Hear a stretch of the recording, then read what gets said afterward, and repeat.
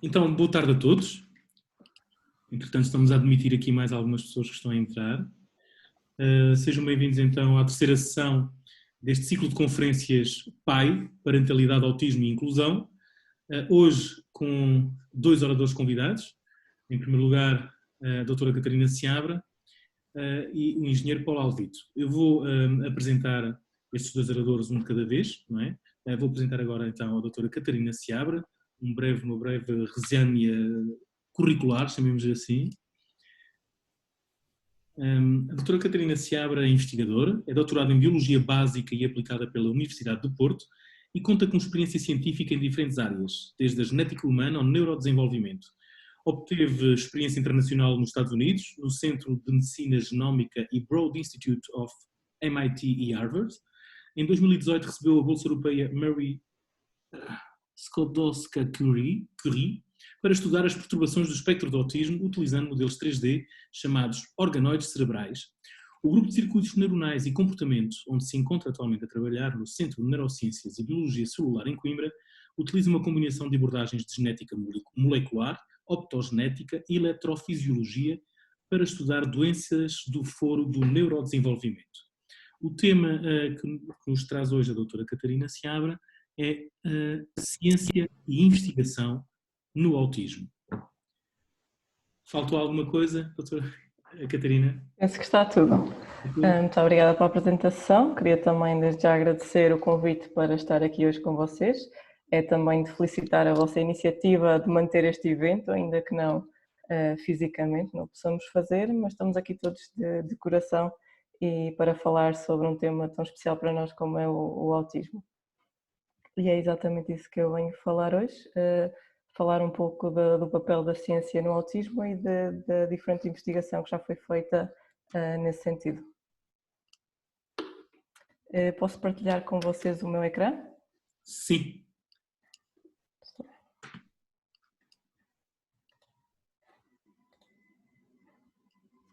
Ok, digam-me só se conseguem ver todos. Impecável.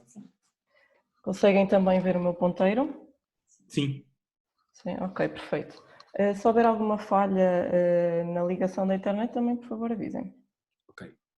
Pronto, vou então falar sobre a ciência e a investigação no autismo, que é o tema principal da investigação do Laboratório de Circuitos e Comportamento da Universidade do Centro de Biologia, Centro de Neurociências e Biologia Celular da Universidade de Coimbra, da qual faço parte. Vou então começar por dar uma breve introdução do que são as perturbações do espectro do autismo. Penso que os que fazem parte da associação já estão bem familiarizados, mas para todos aqueles que nos estão a seguir hoje, as perturbações do espectro do autismo surgem durante o desenvolvimento infantil e normalmente são diagnosticados até aos 2 anos de idade. Esta é uma condição que afeta o comportamento social e estas crianças apresentam desafios tanto ao nível da comunicação como também ao nível da socialização. Além disso, apresentam comportamentos repetitivos e interesses muito restritos. Um exemplo disso é esta imagem que temos aqui do menino que alinha patinhos da cor amarela. Eu queria só pedir se podiam tirar aqui estas anotações que acho que foram feitas sem querer. Se forem aqui ao menu em cima, acho que dá para eliminar. Já está. Ok. Perfeito. A identificação do autismo foi feita em 1943 pelo psiquiatra Leo Kanner e, nesta altura, este psiquiatra identificou como crianças com extrema solidão autista, fala tardia e um desejo ansioso e obsessivo por manter a rotina. Estas crianças eram inteligentes e algumas tinham uma memória extraordinária. Isto foi em 1943.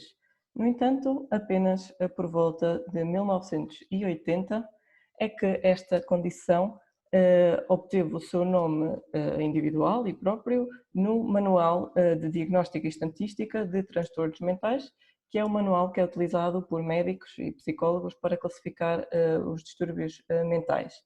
Antes disso, antes de 1980, era classificado como uma esquizofrenia infantil. E como podem ver, 1980 é uma data relativamente recente, para o reconhecimento desta condição em comparação com outras doenças humanas. Atualmente, nós seguimos a nomenclatura da última versão deste manual, de 2013, que indica que são perturbações do espectro do autismo e assim engloba todas as outras subdivisões que eram feitas anteriormente, como por exemplo a síndrome de Asperger e outras condições de autismo mais severas. A nível de estatísticas globais, o autismo afeta cerca de 1% da população em todo o mundo. Em 1980, quando esta condição foi inicialmente identificada, estimava-se que havia uma em cada 2.500 pessoas com autismo. Este número tem vindo a aumentar ao longo dos anos e a última de uma em 59 pessoas no ano 2018. Este número tem vindo a aumentar não apenas por si só, por um aumento dos casos de autismo, mas também por um aumento do reconhecimento desta condição e também de melhores critérios de diagnóstico. Em Portugal, o último estudo que foi feito a nível de prevalência do autismo é de 2007 e foi feito por uma colaboradora nossa, a doutora Guiomar Oliveira, aqui do Hospital Pediátrico de Coimbra, e aponta para uma em cada 1000 crianças em idade escolar com autismo. A nível de causas do autismo, que é isso que me traz aqui hoje, falar um bocadinho daquilo que a nível da ciência nós estamos interessados e aquilo que nós conseguimos estudar. A nível de causas do autismo, aquilo que já se sabe é que existe uma forte componente genética. E isto descobriu-se principalmente em estudos de gêmeos, em que quando um irmão gêmeo tinha autismo, a probabilidade do outro irmão gêmeo também ter autismo é de cerca de 90%. E, por exemplo, em gêmeos não verdadeiros, a probabilidade é de 60%. Ou seja, existe um risco superior àquele da população em geral quando existe um membro da família que tenha também já esta condição. E foi isso que nos mostrou o papel importante da genética no autismo. Por outro lado, existem também causas ambientais, ou seja, que nada têm que ver com a componente genética, mas que por algum acontecimento ambiental, como é, por exemplo, alguma infecção durante a gravidez, alguma exposição a algum químico tóxico, tanto durante a gravidez como na altura perinatal, quando o sistema nervoso ainda se está a desenvolver, pode também provocar alterações e levar ao aparecimento do autismo. Além disso, temos a combinação destes dois fatores, ou seja, quando existe uma predisposição genética inicial que depois é despoletada por algum fator ambiental, como aqueles que referi. E podem ver então que há aqui uma grande diversidade de fatores que podem levar ao aparecimento do autismo, o que torna o nosso trabalho já aqui por si muito complicado de conseguir perceber.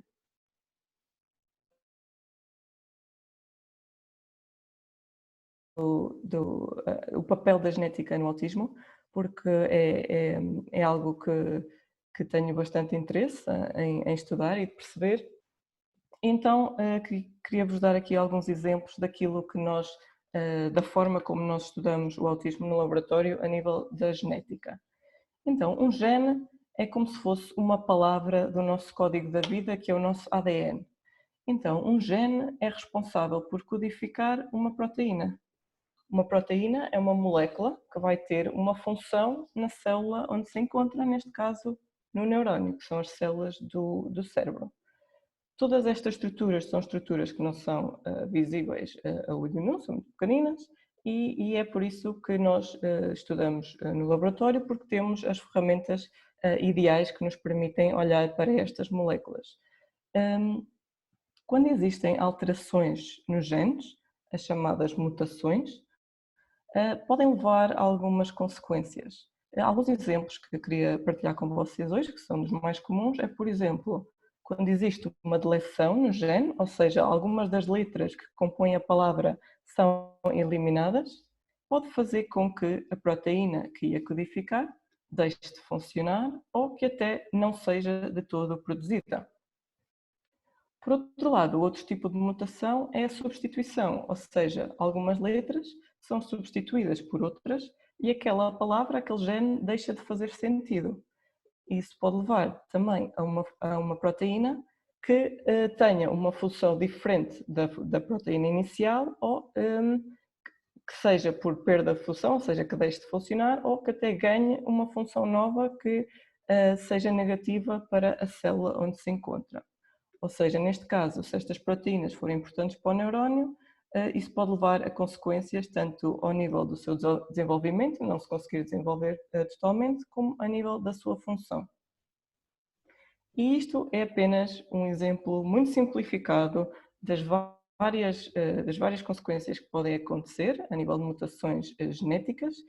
Dentro de um gene podem haver dezenas de mutações diferentes que podem ocorrer. Além disso, existem mais de 1000 genes que já foram associados ao autismo. Por isso podem ver aqui a enorme complexidade a nível genético que está por detrás do autismo. Aqui nesta imagem vêm representados alguns desses genes que já foram identificados como conferindo algum risco para o aparecimento de autismo, mutações nestes genes, que ninguém é responsável por mais do que 1% dos casos de autismo. O que é que isto significa?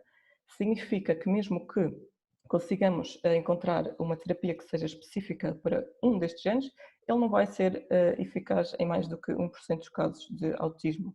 Por isso, no laboratório, aquilo que temos feito é tentar encontrar terapias que consigam ser transversais a alterações em vários genes. Agora passando um bocadinho às limitações na investigação do autismo, a nível dos modelos que se têm usado para conseguir estudar esta condição. Como sabem, é muito difícil ter acesso a tecido cerebral, nomeadamente no ser humano é praticamente impossível, salvo raras exceções. Por isso é necessário encontrar modelos que nos permitam estudar o desenvolvimento e a função do cérebro e que possamos fazer inferências para o ser humano. E alguns modelos que são utilizados estão aqui representados. Aquele que até é mais utilizado está aqui na imagem de baixo, que é o ratinho, e que também é muito utilizado no laboratório de que faço parte. Além disso, temos aqui em cima modelos de primatas. Este é um modelo que não é utilizado há muito tempo, apenas mais recentemente tem-se vindo a utilizar, e também não em todos os países, só alguns países é que permitem a utilização de primatas para a investigação científica. Aqui temos a imagem de um rato com um implante no cérebro para conseguir controlar algumas funções cerebrais, que é outro dos modelos que também tem-se vindo a utilizar bastante. Aqui nesta imagem tem a representação de um nemátodo, que é o C. elegans, ou minhoca, e é também um modelo que se tem vindo a usar muito para doenças neurológicas. Porquê? Porque é um modelo que é transparente, naturalmente, e conseguimos acompanhar facilmente o desenvolvimento do seu sistema nervoso e sabemos exatamente onde se encontram todos os seus neurónios. E temos aqui, finalmente, o exemplo da mosca da fruta, Drosophila, que é também bastante utilizada em ciência. São apenas alguns exemplos, existem mais, aqui são talvez os mais utilizados. Todos eles têm vantagens e desvantagens.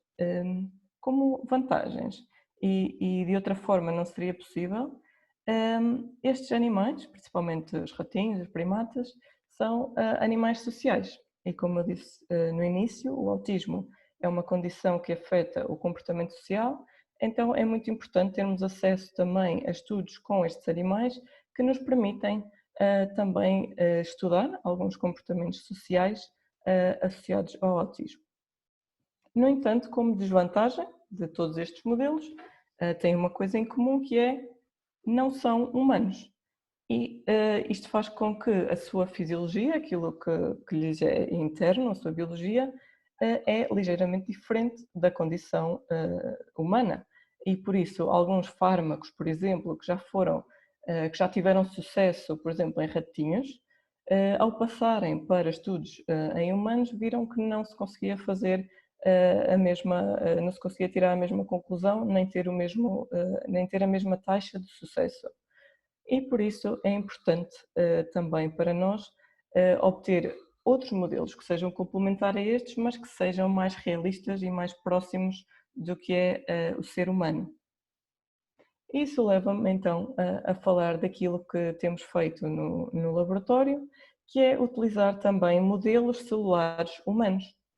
Estas culturas celulares humanas representam uma boa maneira, uma oportunidade de estudarmos a biologia celular básica, os mecanismos que estão subjacentes às doenças humanas, que algumas doenças apenas aparecem num contexto humano e não destes modelos animais, e além disso permite-nos estudar com maior realidade os efeitos das abordagens terapêuticas. E, em especial, queria-vos falar hoje de organoides cerebrais humanos tridimensionais, que é o modelo, na minha opinião, mais promissor que temos disponível para o estudo das doenças neurológicas. E agora queria passar em específico para o estudo que temos feito no laboratório, que é o estudo PROTEAN, que foi financiado pela tal Bolsa Europeia que mencionaram no início, Marie Curie, e que nos permitiu então fazer alguns estudos iniciais para estudar e para desenvolver estes modelos tridimensionais para o autismo. Para fazer estes modelos tridimensionais precisamos de células provenientes dos pacientes com autismo e também de controlos. Como é que fazemos isso? Temos feito isso através de uma colheita de células dentárias, isto é, recolhemos dentes ou de leite, como aqui na imagem inferior, ou do siso, na imagem superior, e vamos buscar estes pedaços de tecido que estão no seu interior. E conseguimos colocá-los em cultura e é este aspecto que elas têm ao microscópio. E porquê é que utilizamos células dentárias? Podem estar vocês a perguntar-se, bem, quando nós queremos estudar neurónios e queremos estudar o cérebro. Aquilo que nós fazemos é passar por um processo de reprogramação. Para isso, nós pegamos nas células dentárias, que já são adultas, já estão num corpo desenvolvido, e fazemos com que elas andem para trás no tempo, através deste processo que se chama reprogramação e que já foi alvo de um prémio Nobel pelo cientista Yamanaka. E como estas células andam para trás no tempo, elas vão se transformar semelhantes àquilo que são as células estaminais, que estão presentes, supostamente, estão presentes no embrião e estas são semelhantes a essas células e têm o nome de células estaminais pluripotentes induzidas, por esse motivo. As células estaminais têm uma característica muito especial, que é o facto de elas conseguirem depois transformar-se em todas as células do corpo humano, para depois darem origem ao corpo humano. Estas células que nós produzimos no laboratório, as células estaminais pluripotentes induzidas, não têm o completo poder de se transformar em todos os tipos de células, mas em grande parte. E aquelas que nos interessam, em específico, são os neurónios, são as células especializadas do cérebro. E é exatamente isso que nós fazemos. Nós conduzimos depois estas células estaminais a transformarem-se em neurónios. Depois, utilizando uma série de fatores que foram também já descritos na literatura, como por exemplo podem ver aqui à esquerda, nós utilizamos um gel, uma matriz, que ajuda depois os neurónios a agregarem-se e a formarem estruturas tridimensionais que vão depois mimetizar o cérebro humano. E elas ficam numa incubadora, como esta imagem à direita, a agitar e para poderem crescer nas condições ideais. Podem ver aqui então representado nesta imagem à esquerda o que são os nossos organoides cerebrais. Como podem ver, existem vários dentro de cada um destes poços e cada um deles é um organoide cerebral. De cada indivíduo, de cada participante, nós conseguimos desenvolver vários, dezenas, centenas de diferentes organoides para depois conseguir explorar as características do desenvolvimento do organoide e explorar aquilo que queremos ver mais à frente, que já vou referir.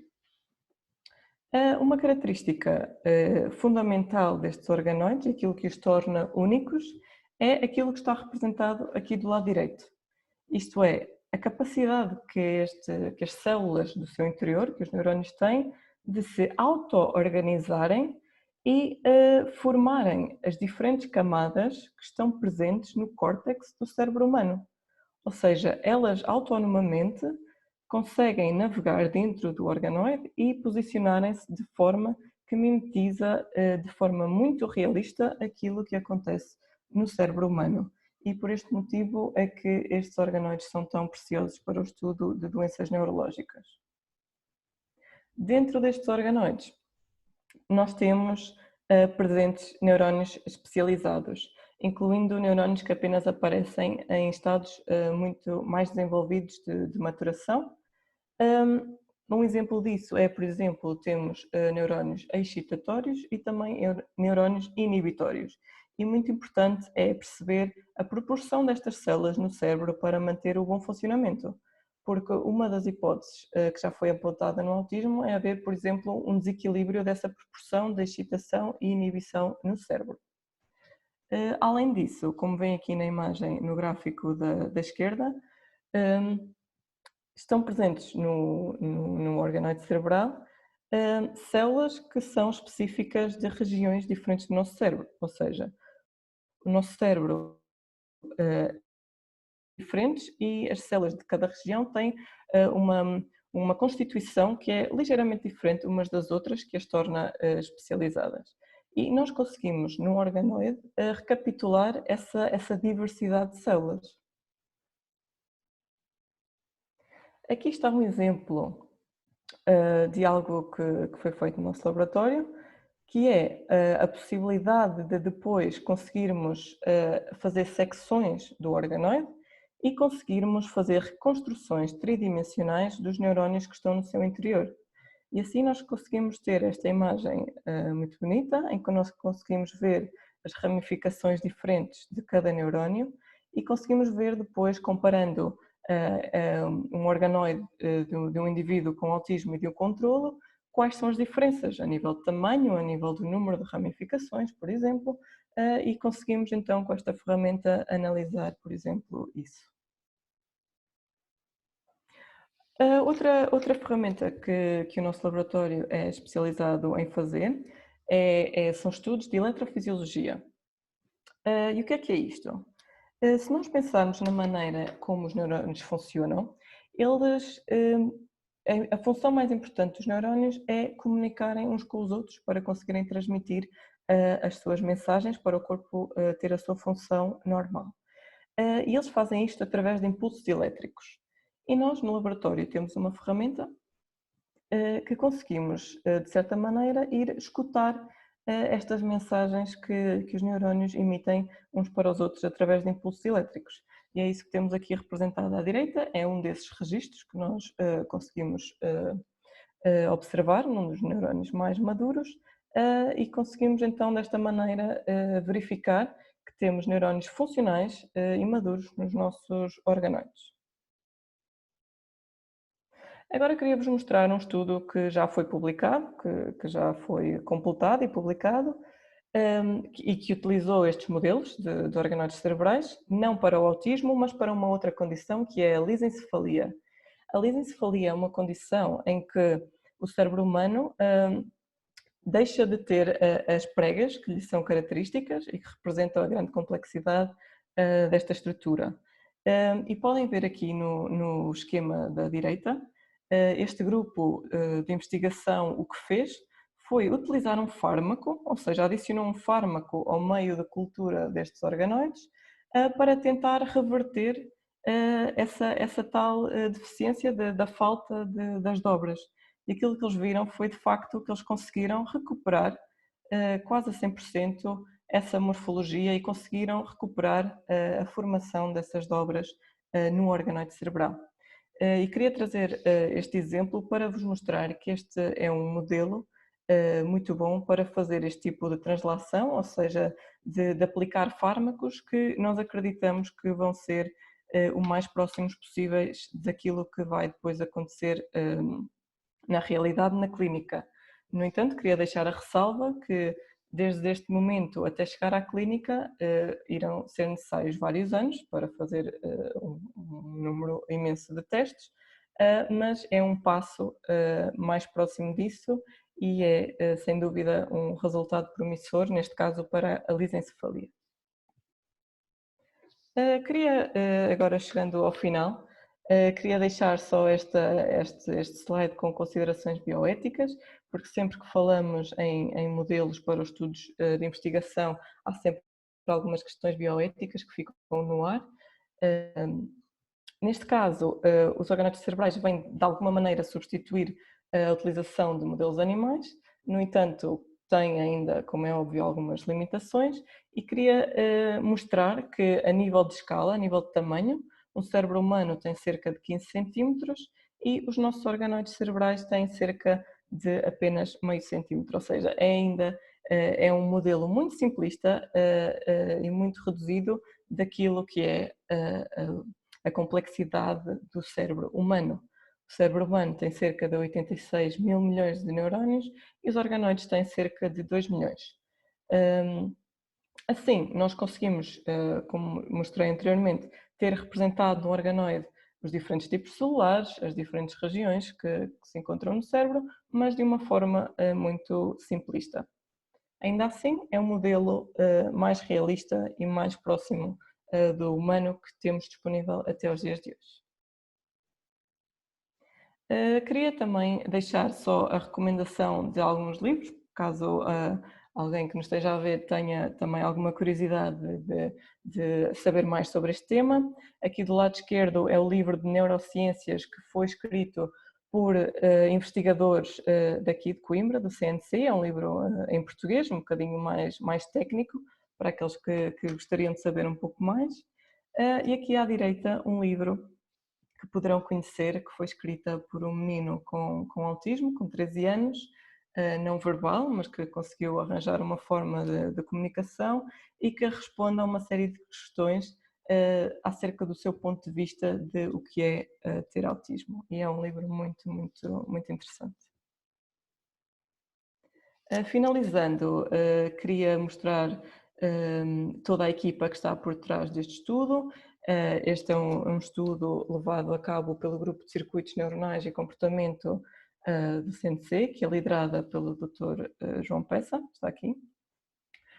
E temos 2 alunos de doutoramento a tempo inteiro a trabalhar e a fazer grande parte destas experiências, que estão aqui a Rafael e o Giuseppe.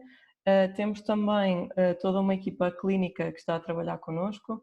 Temos a doutora Guiomar Oliveira, por exemplo, do Hospital Pediátrico de Coimbra, também a Faculdade de Medicina da Universidade de Coimbra, onde também conseguimos as amostras de controlos, e também um especial agradecimento a todos os dadores e famílias que aceitaram participar neste estudo.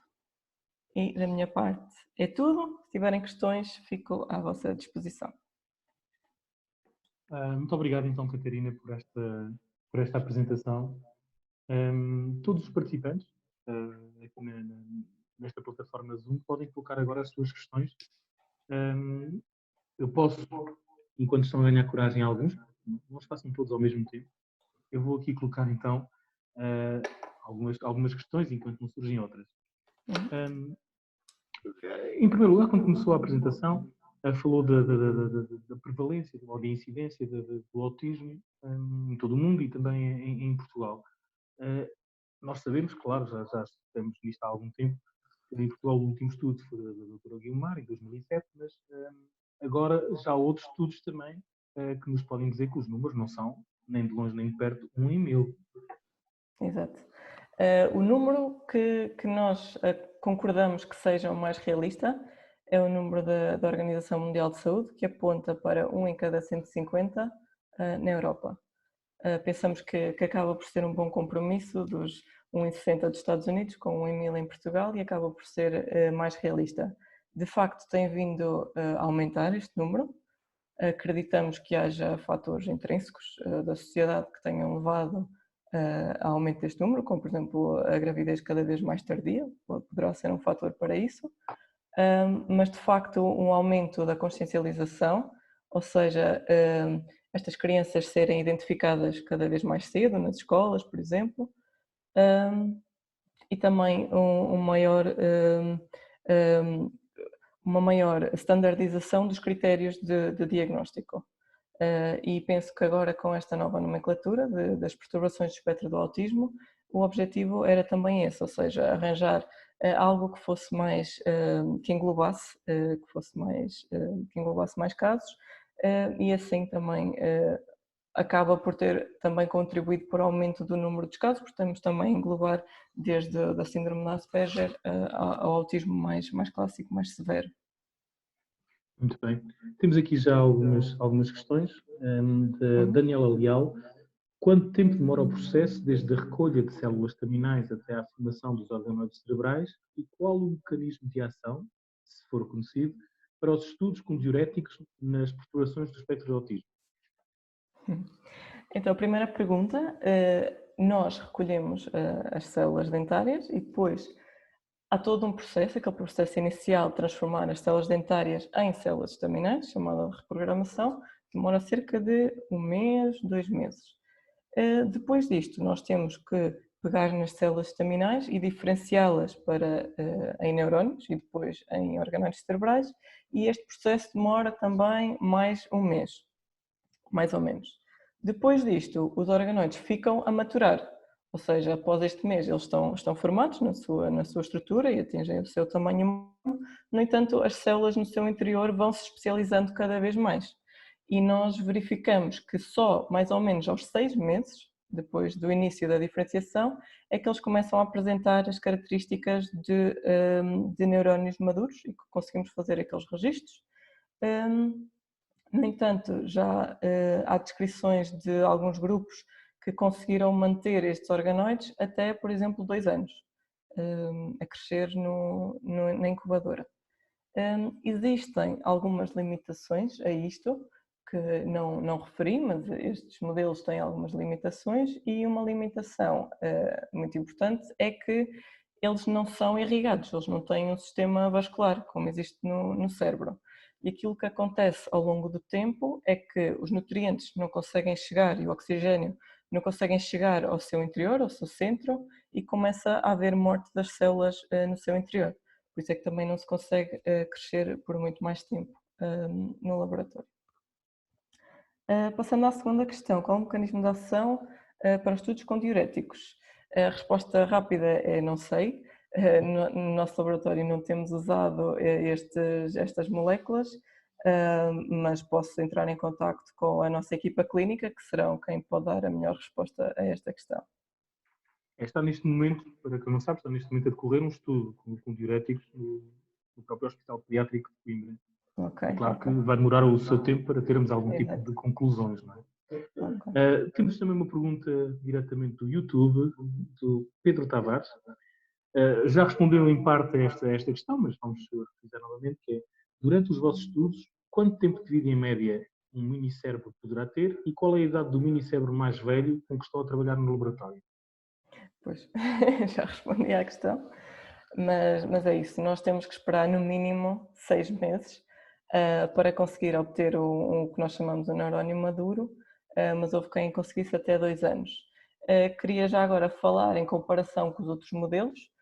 Os modelos animais, por exemplo, um ratinho, apesar de ter um ciclo de vida mais rápido do que o do ser humano, ainda demora algum tempo, pode demorar, por exemplo, 1 ano ou mais, até conseguir ter as características que interessam para estudar. Neste caso, não precisamos de esperar 1 ano, mas ainda precisamos de esperar 6 meses, ou seja, ainda é um modelo que, apesar de simplista, ainda demora algum tempo até conseguir ter as características maduras e que nós possamos tirar o maior partido dele.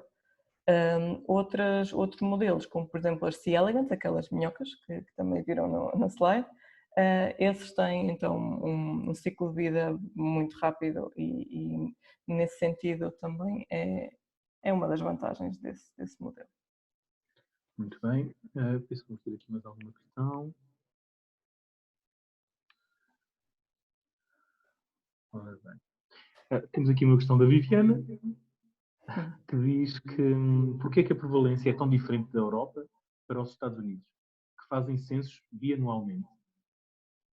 Pois, aquilo que eu acredito é mesmo os critérios. Os critérios de inclusão podem estar a ser diferentes e que isso possa estar a levar então a um número diferente das pessoas que estão a ser incluídas no estudo e mesmo a nível do espectro podem não estar a incluir todo o espectro.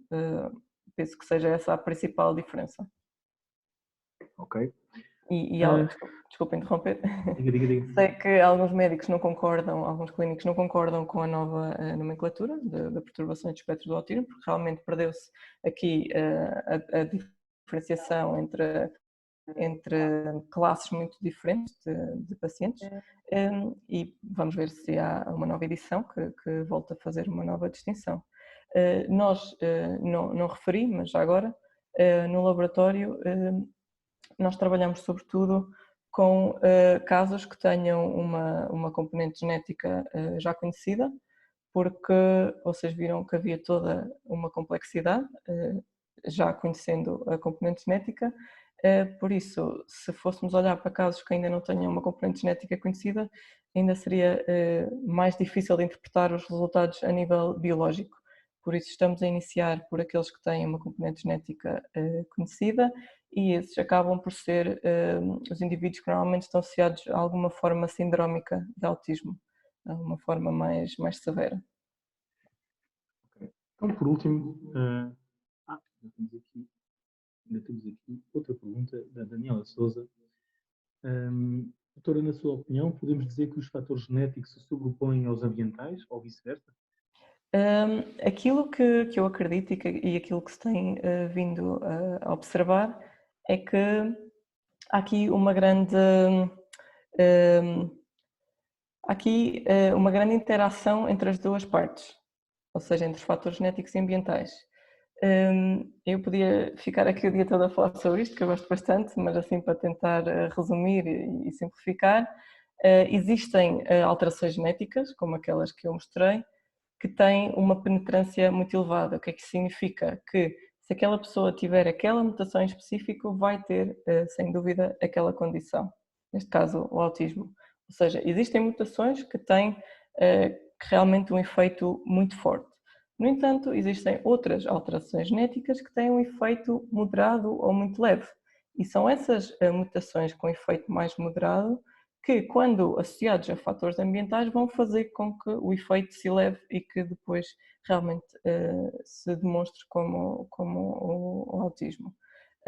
Mas é um mundo muito complicado, teria todo o prazer de ficar aqui a falar durante mais tempo, mas resumidamente é assim. Deixei de ouvir.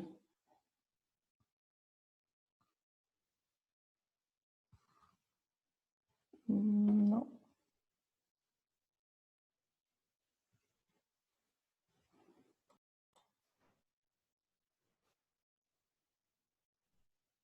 Agora deve-me estar a ouvir através do outro. Sim, já consigo. Vou passar para aqui. Não sei o que é que se passou aqui no computador, mais uma novidade. Falou há pouco da lisencefalia e que já há alguns avanços, digamos assim. Na sua opinião, até onde é que pode ir este estudo? Pode haver aqui algum tipo de esperança para os pais? E pode haver, acha que é possível desenvolver, em alguns anos, algum tipo de fármaco para o autismo?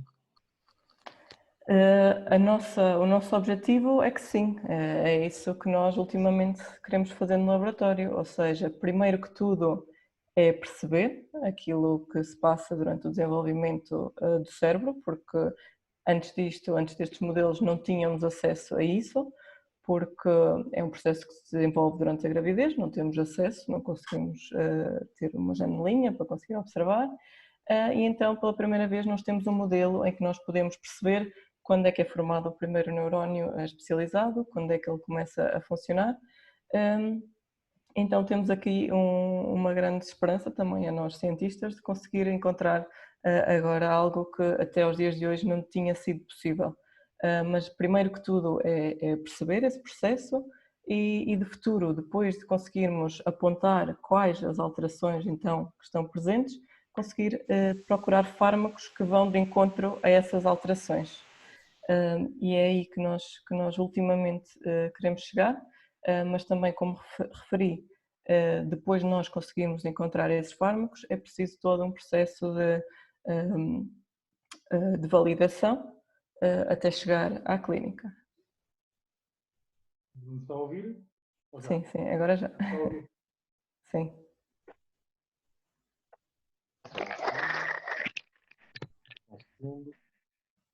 Tenho mais uma pergunta. Uhum.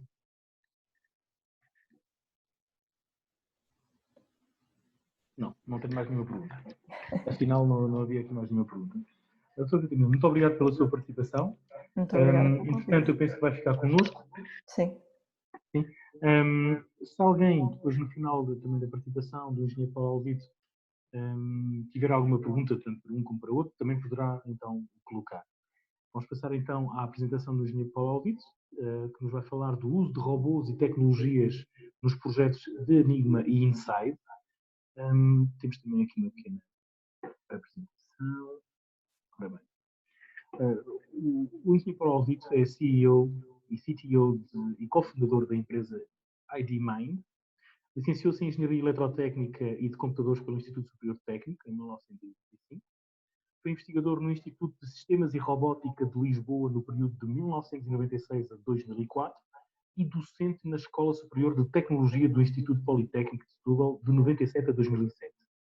Em 2000 fundou a empresa IDMind, no âmbito da qual desenvolve desde então produtos e projetos inovadores na área da robótica móvel e representa a IDMind nas seguintes entidades: Sociedade Portuguesa de Robótica, Lisboa Robotics e Eu Robotics AISBL.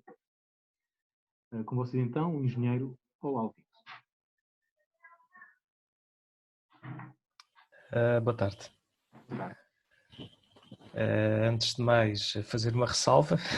Sou engenheiro e, portanto, engenheiro com especialidade em robótica e como tal, é isso que eu percebo sobretudo.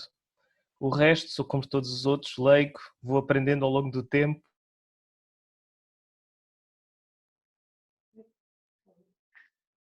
Última falha.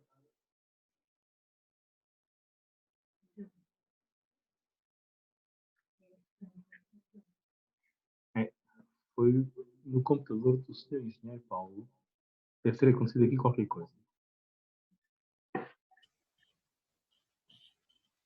Ok.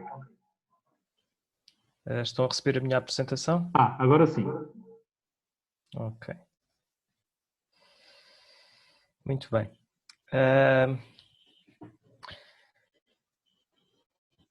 Portanto, antes de mais uma breve introdução sobre o que é a IDMind. A IDMind, estão a ouvir bem, não estão?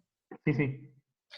Portanto, a IDMind é uma empresa que trabalha em 3 áreas de aplicação, onde desenvolve produto, sobretudo. Portanto, uma área que é o chamado robôs sociais, outra área que são os robôs tarefeiros, que executam tarefas repetitivas, sobretudo em ambientes públicos. E depois uma outra área um bocadinho diferente desta que aparece nas fotos, que são robôs para inspeção e manutenção industrial.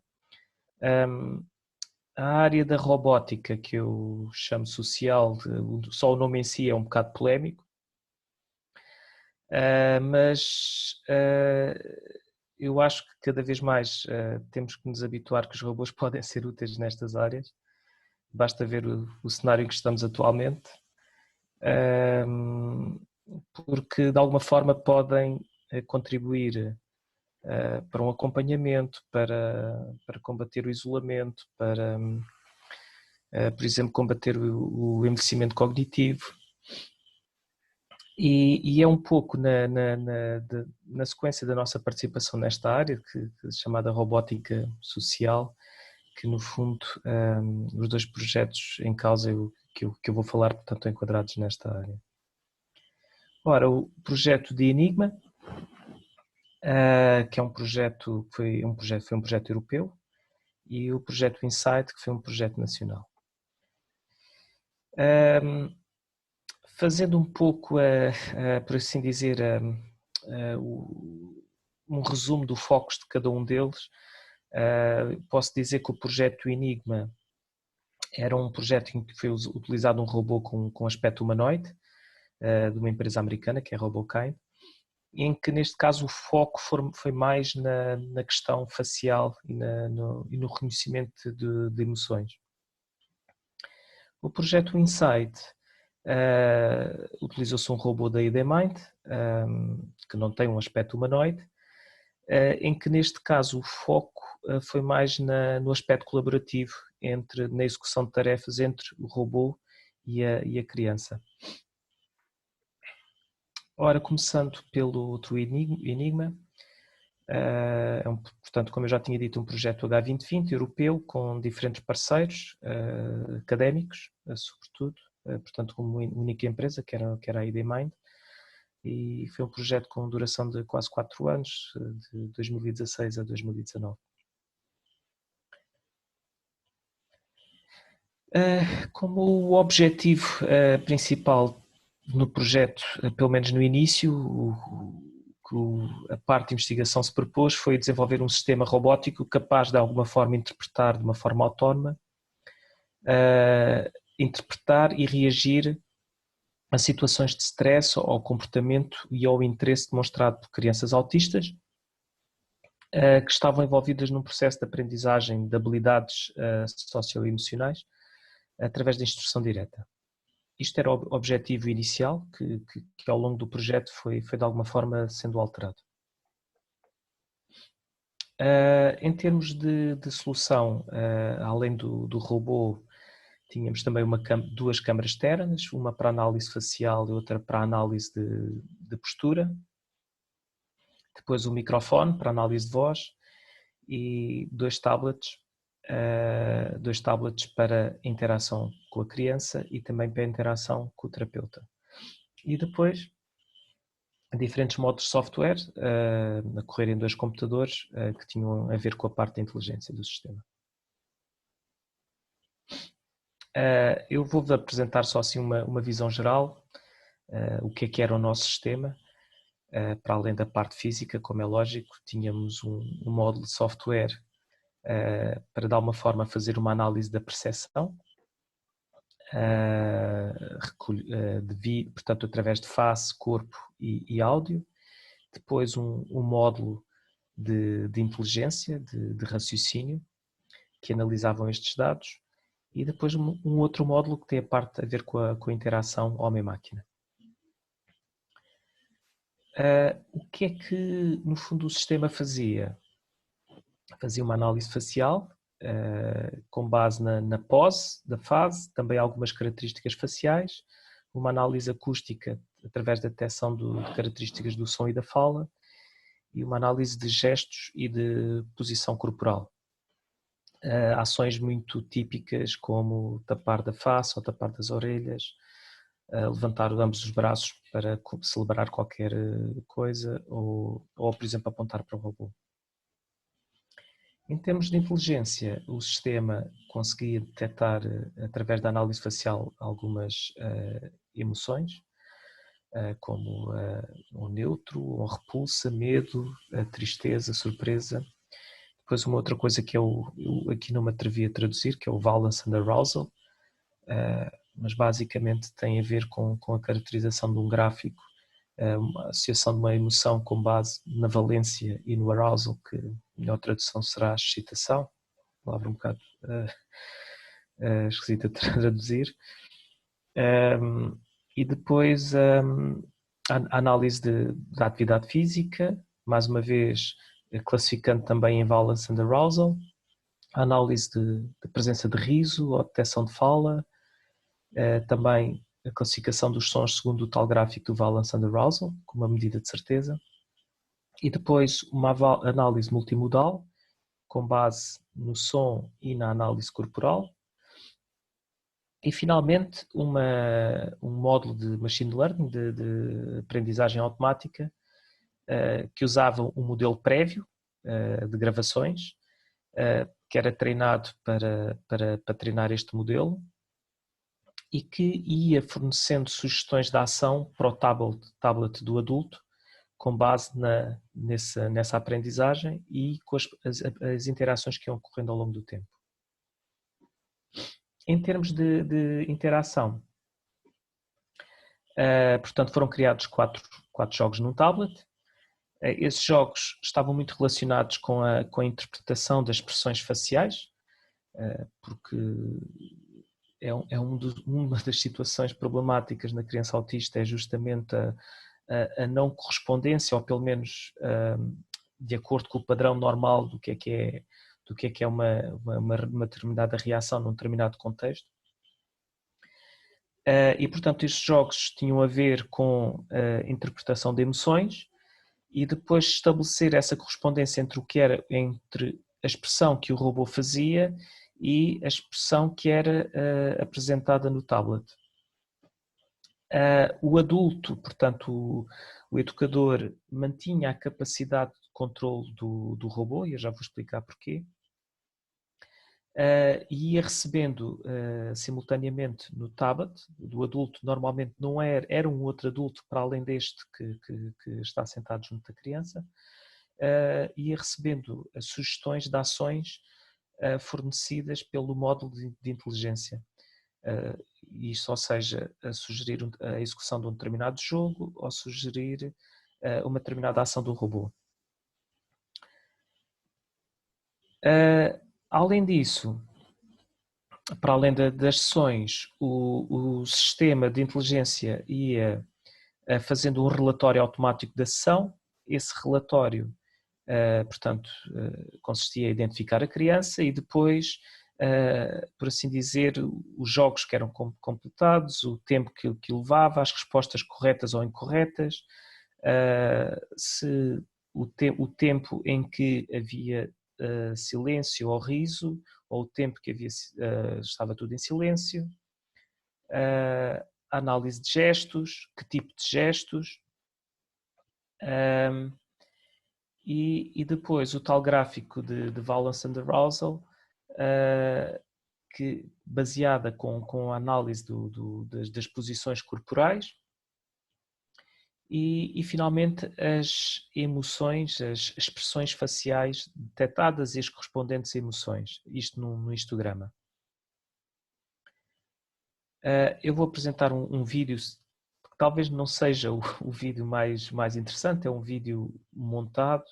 Há uma série de outros vídeos não tão, como é que é dizer, não com aspecto tão bonitinho, mas mais reais, por assim dizer, mas que não posso mostrar por proteção de dados. DNUMO is a transnational research project on robotics, funded by the European Union's Horizon 2020 program. The goal is to support autistic children develop social skills to demystify their interaction with other people. We think that playing games with the robot can help them. Hi, I am Zeno. I am part of the project DNUMO. This is Zeno, a humanoid robot with a head that children can control with their face. Zeno tracks over 10 muscles from the face and lets children playfully experiment with facial expression. Children are encouraged to discover fun ways to engage with Zeno. And with that, they practice social interaction. For this purpose, we are developing a robust audiovisual system. The audiovisual system is based on state-of-the-art deep neural networks. Deep neural networks is an ICT engineering approach to help Zeno infer the emotional state of a child. This way, Zeno can be more socially intelligent. We are integrating different components into a single prototype that we test and validate with autistic children.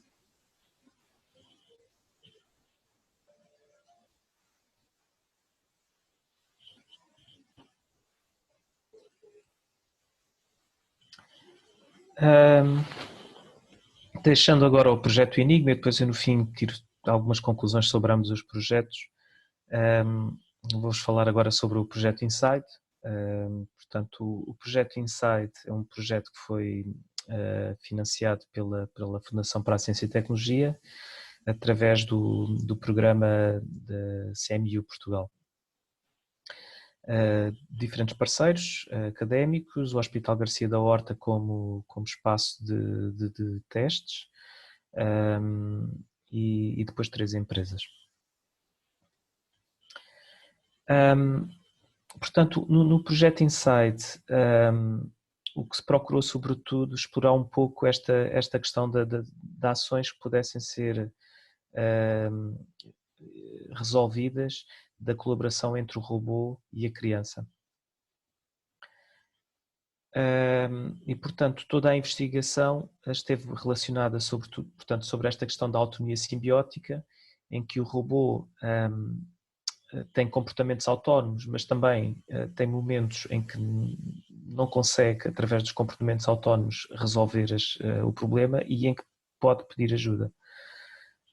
Portanto, o robô tem que planear as ações, comunicar com o utilizador e também, de alguma forma, adaptar-se ao utilizador. Eu vou mostrar, no fundo, o robô, que neste caso foi batizado de Astro, devido à forma da cabeça. E, no fundo, este era o setup que existia no local. Portanto, para além do robô, que tinha um touchscreen, haviam também umas câmaras externas que detectavam, portanto, toda a ação no espaço. Depois o terapeuta tinha um microfone, havia um tablet também externo e depois havia um técnico também na parte de trás, por trás de um espelho, por assim dizer, que lançava algumas ações. Este era o espaço, portanto, no Garcia da Horta, o robô, a criança, o terapeuta, os pais que normalmente estão sempre presentes, e também as câmaras. Portanto, havia uma consola de interação. Esta consola estava disponível no tal operador que estava na cabine por trás do vidro espelhado, e esta consola permitia lançar determinados jogos, que é os que estão visíveis, portanto, desde um puzzle, desde uma atividade que consistia em apanhar umas bolas, resolver uma outra atividade que era ajudar o robô, que já vão ver agora depois no vídeo. E depois a consola também permitia o acompanhar da execução das tarefas, o registar do sucesso ou do insucesso, configurar também as expressões do robô, algumas eram autónomas, outras eram configuradas, e ainda registar a posição do robô no espaço, fazer correções se fosse necessária à posição do robô no espaço, a detecção de palavras específicas, etc. Um exemplo de um jogo era sugerido à criança que tinha que apanhar um conjunto de bolas que estavam dispersas pelo espaço. A criança tinha que apanhar essas bolas e depois colocá-las na barriga do robô. Havia um detector aqui nesta pequena gaveta de alçapão na barriga do robô. Sempre que a criança colocava lá a bola, o robô, como é lógico, manifestava a satisfação quando a missão era completada, como é lógico, depois havia também uma celebração. Um outro exemplo de um jogo era dado num tablet externo um puzzle para fazer, onde faltavam algumas peças e que no fundo era como se a criança pedisse ajuda ao robô e o robô então sugeria no seu peito a solução, a peça que teria que ser colocada. E portanto aqui o intuito era que a criança verbalizasse um pedido de ajuda. Uma outra tipo de ação era o robô, portanto, pretendia passar para um determinado espaço e portanto, na impossibilidade de passar, o robô manifestava essa impossibilidade, como que sugerindo à criança que o ajudasse a desviar um determinado obstáculo para o robô conseguir passar. Eu vou mostrar agora um vídeo portanto,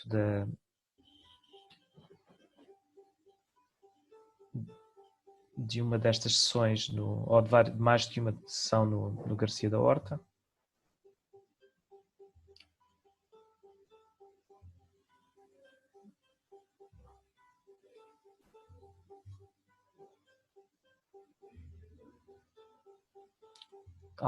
Como é lógico, havia crianças com tinham mais ou menos receio de se aproximarem.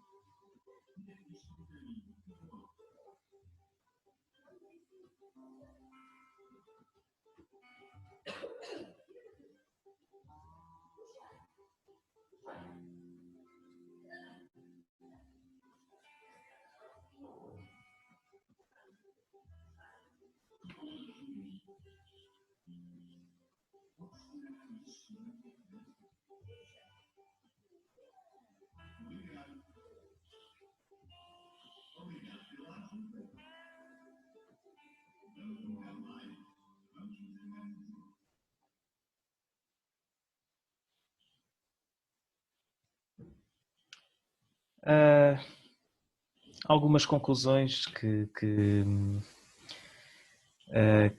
nós conseguimos observar, e começando pelo projeto Enigma, era que é muito complicado para já recolher ou extrair informação realmente útil e construir modelos realmente confiáveis para ter um robô completamente autónomo. Portanto, a nossa ideia inicial no Enigma, em relação a ter um robô completamente autónomo, veio-se a confirmar que não era possível de todo, ou seja, os modelos não sendo 100% corretos poderiam levar a erros comportamentais do robô e que depois tinham um impacto extremamente negativo no decorrer da sessão. Como tal, optou-se por aumentar o controle dado ao educador, tirando as reações autónomas e criando o tal mecanismo de sugestão de ações no tablet do educador, do adulto. A tal ferramenta de relatórios pode ser útil para uma análise posterior por parte do terapeuta, do educador, porque fornece informação automatizada, pode não ser 100% fiável, mas fornece uma informação e julgamos que é um tipo de ferramenta que é, pelo menos, das primeiras que haja deste género. A previsibilidade foi uma das coisas que se quis demonstrar, ou seja, tínhamos só como hipótese, mas que criou-se um ensaio em que, no fundo, o robô tinha um comportamento relativamente previsível, com pouca variação de comportamentos entre diferentes sessões, e mostraram, no fundo, que as crianças que lidavam com este robô mais previsível acabavam por ter mais comportamentos sociais e comunicativos em geral do que aqueles que interagiam com um robô menos previsível. Resumindo, nós julgamos que, no fundo, o robô pode ser uma ferramenta, no fundo, uma ferramenta útil na educação de crianças com PE, como um auxiliar do educador, e basta ver que o robô não se cansa, não é como nós, sujeito ao dia-a-dia e ao cansaço e às variações do humor e etc. E, portanto, o robô mantém de alguma forma sempre o mesmo tipo de capacidades, mas como é lógico, o uso do robô deverá sempre ser enquadrado num contexto educacional, acompanhado de conteúdos apropriados e não ser mais um simples gadget tecnológico. E é isso. Muito obrigado. Deixo aqui alguns links úteis dos projetos em causa. Muito bem, obrigado, Engenheiro Paulo. Como há pouco estão então livres para fazer aqui qualquer tipo de pergunta ou algum tipo de esclarecimento em relação a esta apresentação, eu tenho aqui também algumas perguntas, não é? Nós estamos envolvidos no meio do autismo já há vários anos. Está-me a ouvir, não está? Estou a ouvir. Já há vários anos e é claro que tudo isto será um dia talvez fantástico para os pais, porque os terapeutas cansam-se, os pais também, não é? Uhum.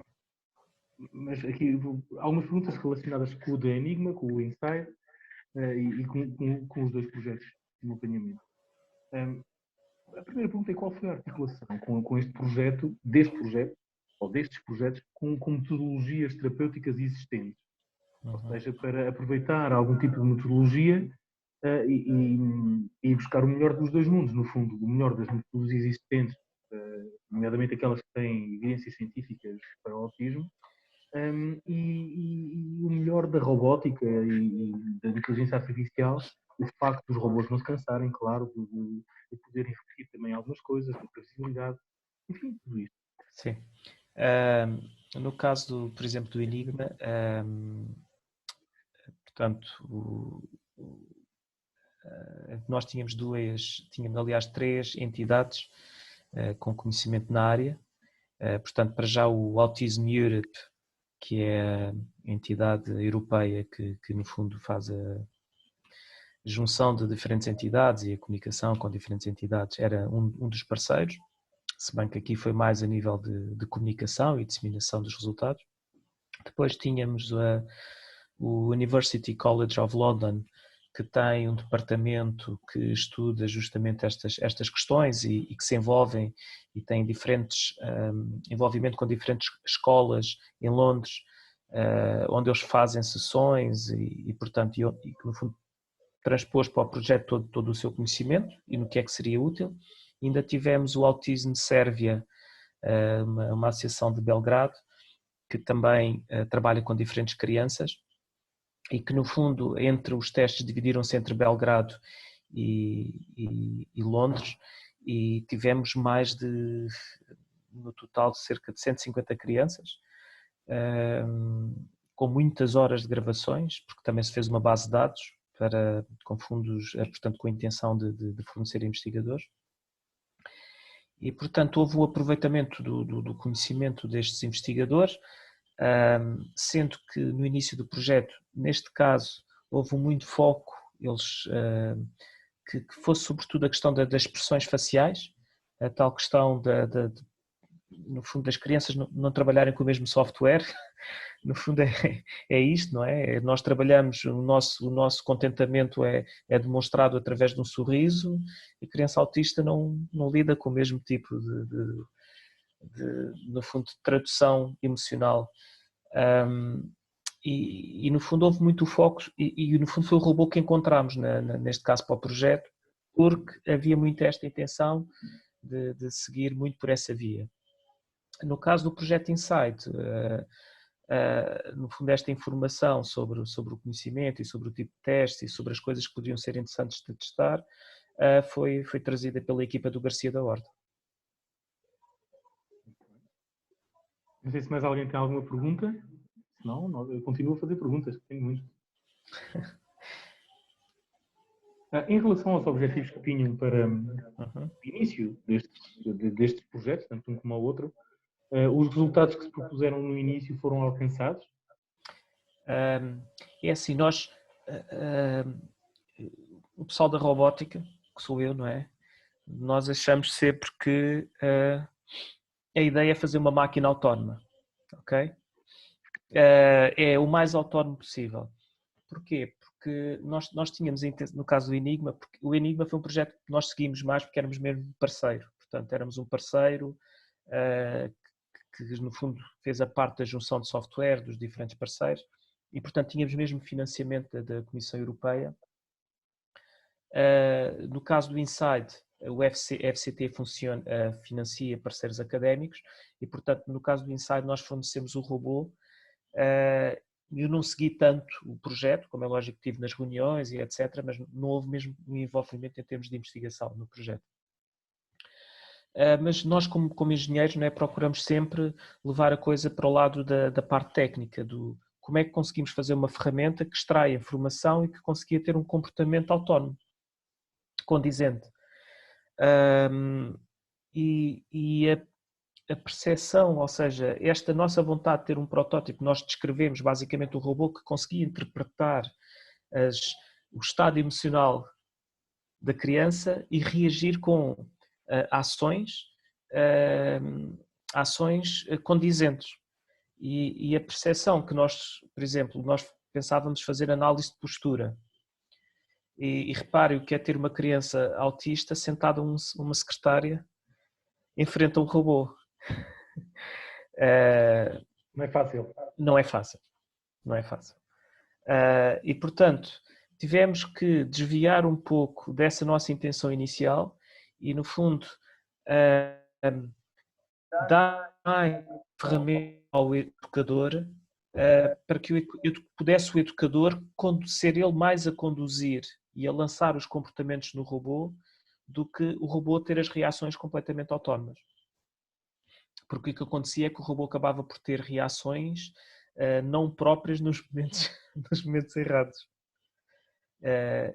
O que nós sentimos, e isso também nos foi trazido pela parte dos educadores, é que a criança tem muita facilidade em relacionar-se com a tecnologia, e isso vocês também já sabem da questão dos tablets e de outras tecnologias.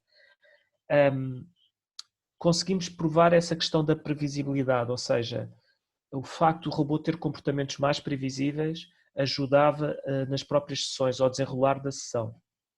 Se calhar ainda nos falta, e isto é sempre assim, dar um passo mais à frente, que é perceber até que ponto estes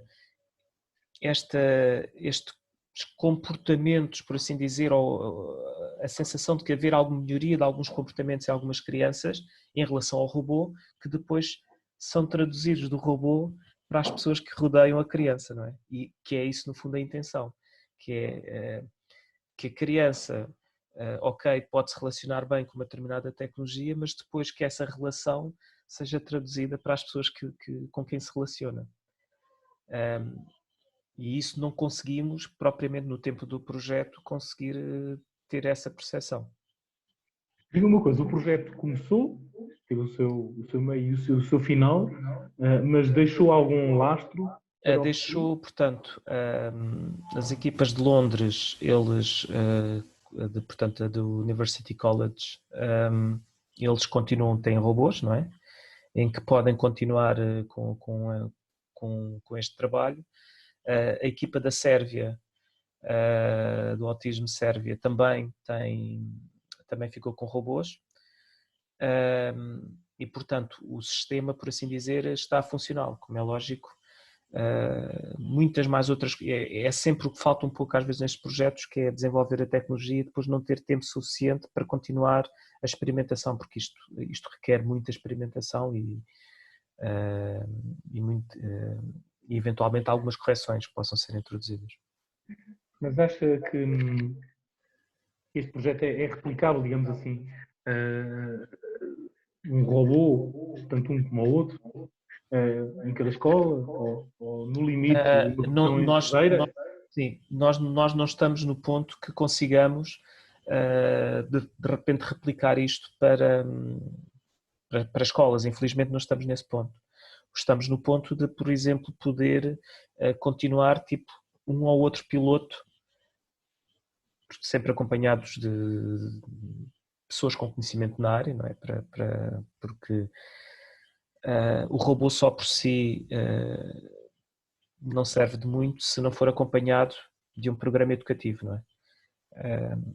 Mas está nesse ponto que pode continuar. Do nosso lado, como é lógico, como empresa, o nosso envolvimento provavelmente terá que ser só na base do suporte. Nós temos um robô até connosco, por exemplo, e temos todo o software que foi usado no projeto e eventualmente poderemos arranjar forma de continuar com algum piloto. Ok, não sei se mais alguém tem aqui alguma pergunta, algum pai ou algum profissional que tenha uma pergunta em relação a esta parte mais tecnológica que apresentamos hoje. Ou também para a doutora Catarina, que ainda está em linha.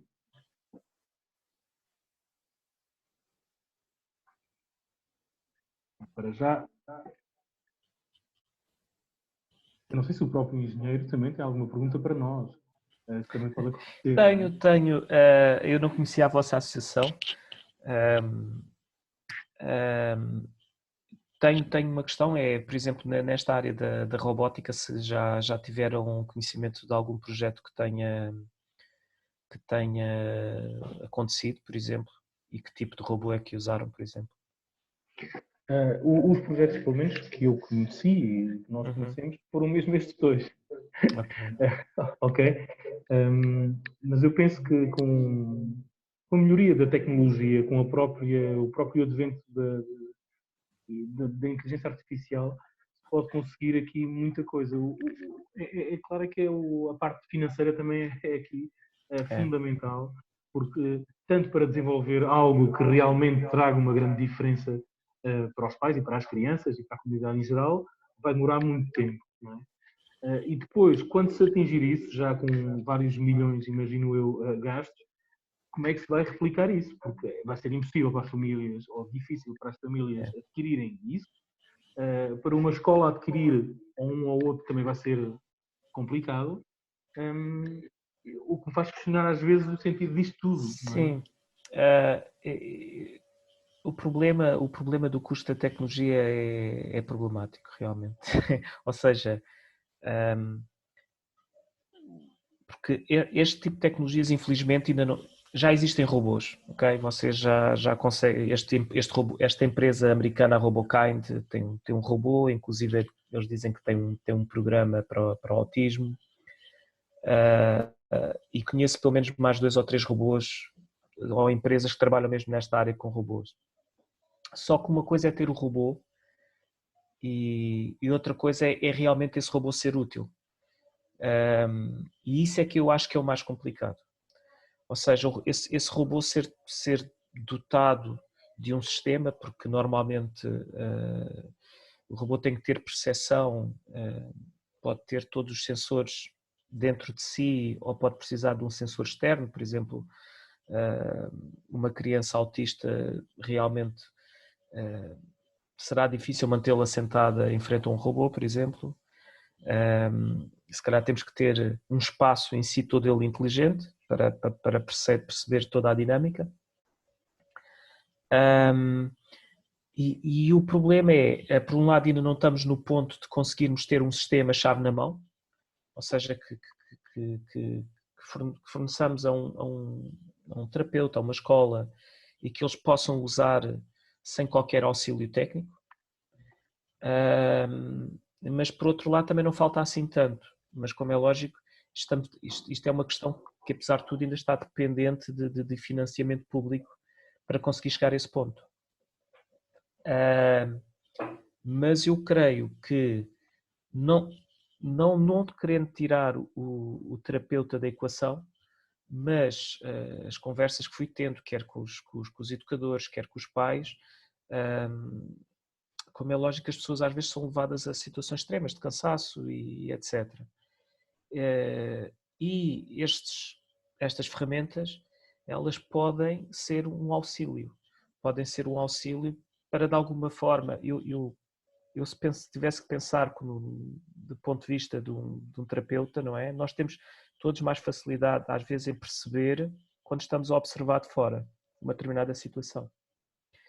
E imaginar que tivéssemos uma ferramenta destas que permitisse fazer um conjunto de interações com a criança e nós, ao mesmo tempo, estivéssemos a observar a situação mais de fora, sem estarmos tão envolvidos, se calhar conseguiríamos extrair mais informação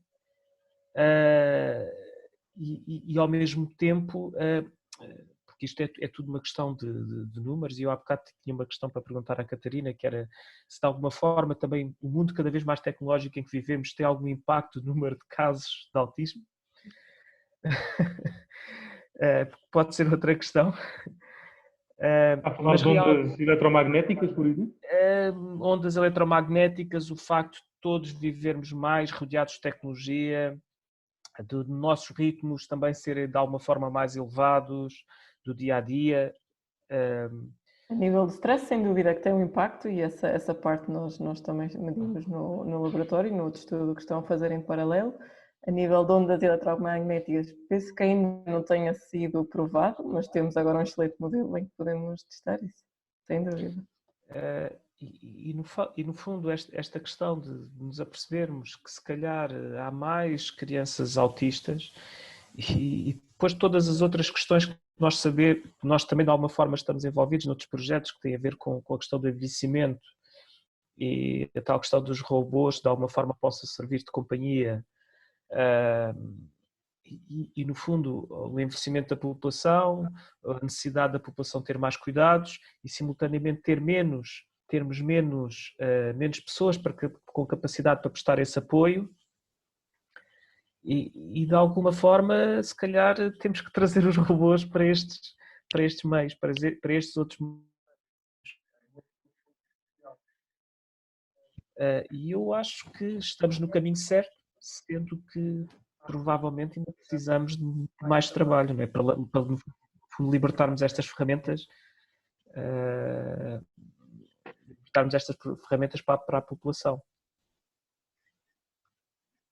Muito bem, eu acho, já agora permito-me também dar aqui uma opinião em relação a isto.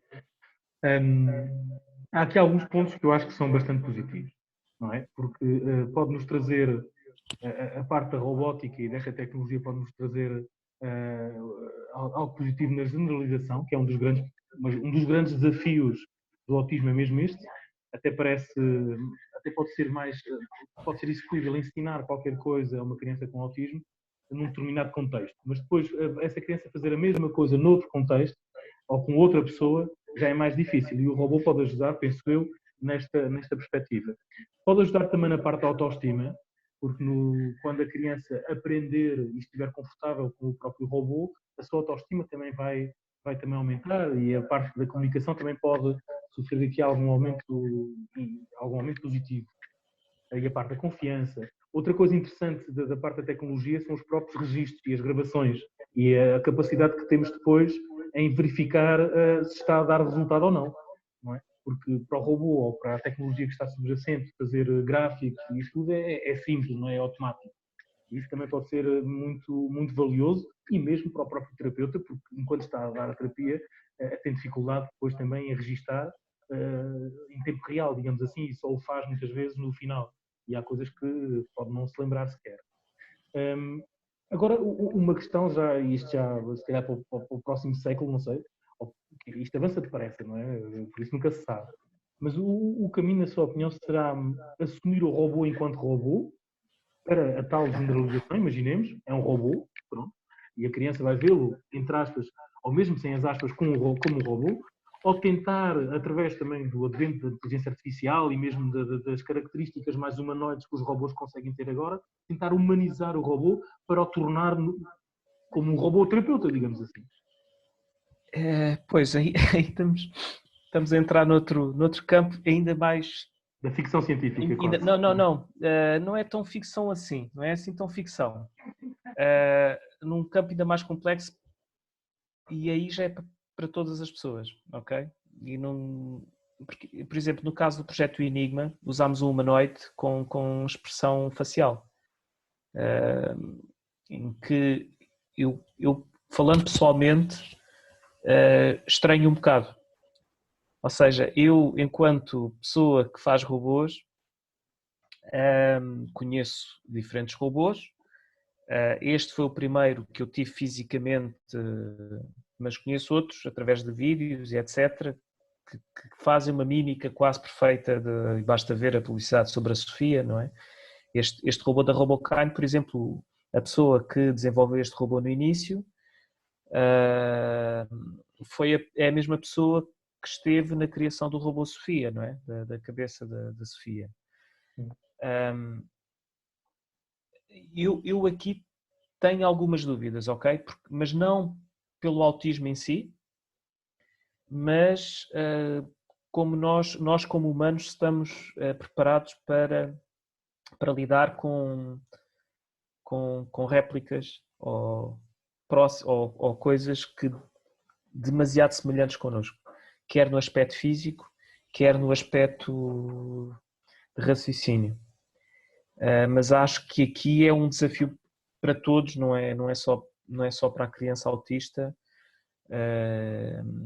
é também para nós próprios. E por isso é que eu não sei se não é melhor deixar o robô com o aspecto, e se forem ver todos os robôs que nós fazemos, são robôs que se olham para eles e diz isto é um robô, se não é para já preferível deixá-los justamente com esse aspecto de robôs, em que nós olhemos para eles e identifiquemos como um robô e não como algo que já não é um robô. Muito bem. Temos aqui mais uma pergunta agora para a doutora Catarina Seabra. É claro que a doutora Catarina respondeu aqui no chat, mas depois na parte do vídeo no YouTube e depois no Facebook ninguém vai ter acesso a isto, por isso temos que fazer aqui esta questão, que é linhas de alta tensão nas proximidades podem ter alguma influência? Sim, isto vem de seguimento na conversa que estávamos a ter anteriormente. Neste momento não há qualquer evidência disso, mas claro, não quero dizer nunca, não é? Nunca se sabe, mas neste momento não há evidências disso. Muito bem. Algum dos presentes quer mais alguma questão? Temos aqui mais uma pergunta para a doutora Catarina. E acha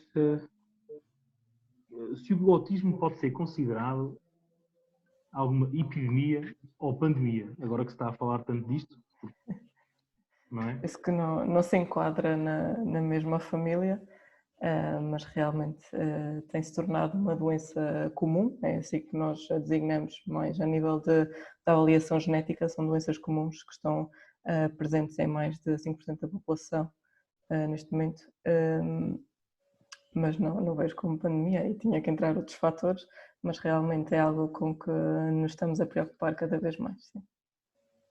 Ok.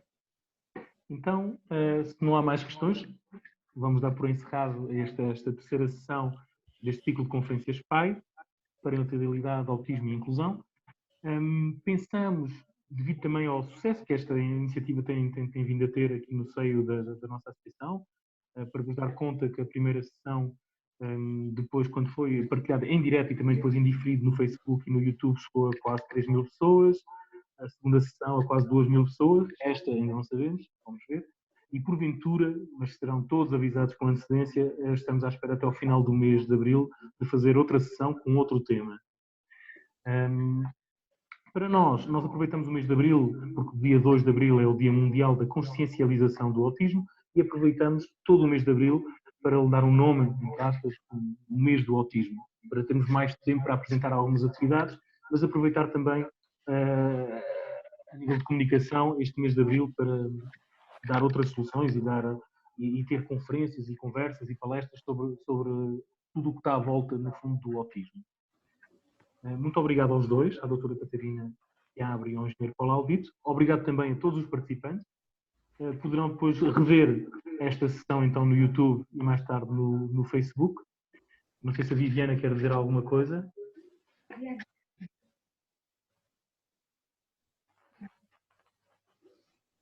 Eu só queria agradecer por muita da intervenção dos dois oradores e queria mesmo só de facto agradecer.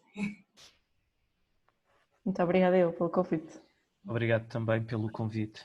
Isto estou certo que, enquanto associação, voltaremos a falar tanto com a doutora Catarina, com quem já tínhamos falado também, e com o engenheiro Paulo, porque também temos muitos projetos em mente que podem e vão passar também pela colaboração, pela vossa colaboração. Ok? Então, muito obrigado a todos, uma boa tarde e uma boa Páscoa para todos e em segurança e em casa. Okay? Igualmente. Muito obrigado. Obrigada. Deus. Deus, boa tarde. Boa tarde.